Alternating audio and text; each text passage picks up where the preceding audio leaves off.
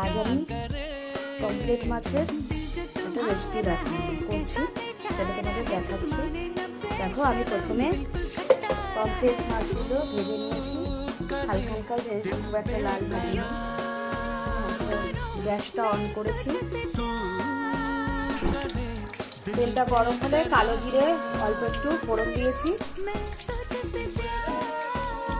এইবার ওর মধ্যে আলুটা আর বেগুনটা দিয়ে দিলাম, আর একটা লঙ্কা। আলুগুলো দেখো লম্বা লম্বা করে কাটা হয়েছে, বেগুনগুলো এরম করে। তেলে আলু বেগুনগুলো দিয়ে দিয়েছি কালো জিরে ফোড়ন দিয়ে। কালো জিরেগুলো দেখো ভেসে ভেসে উঠেছে, দেখতেই পাচ্ছ।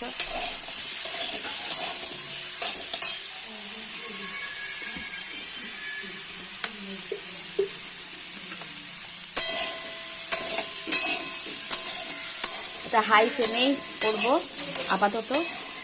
আলু বেগুনটা মোটামুটি ফ্রাই হোক।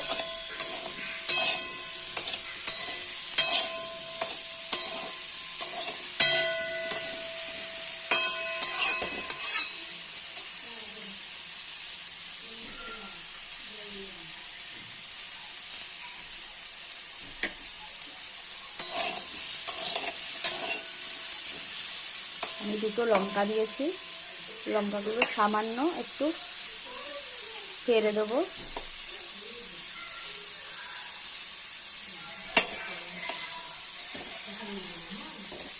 নাহলে ঝালটা বেরোবে।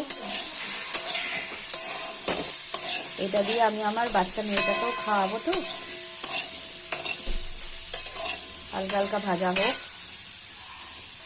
দেখো বন্ধুরা, আলু বেগুনটা এইরকম হালকা হালকা ভাজা হয়েছে, আমি বেশি ফ্রাই করব না।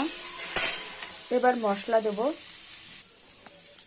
এই দেখো সামান্য এই যে এইটুকুনি জিরের গুঁড়ো দিচ্ছি, 1 চামচ মতো জিরের গুঁড়ো।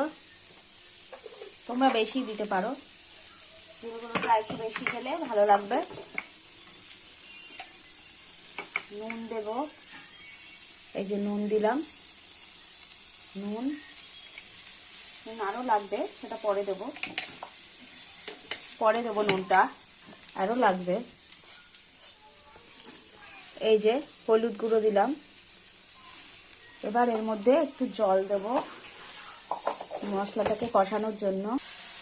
অল্প করে জল দিলাম, জল দিয়ে আরেকটু জল দেব। জল দিয়ে মশলাটাকে একটু কষানোর জন্য রাখবো। এর মধ্যে একটু চিনিও দিতে পারেন।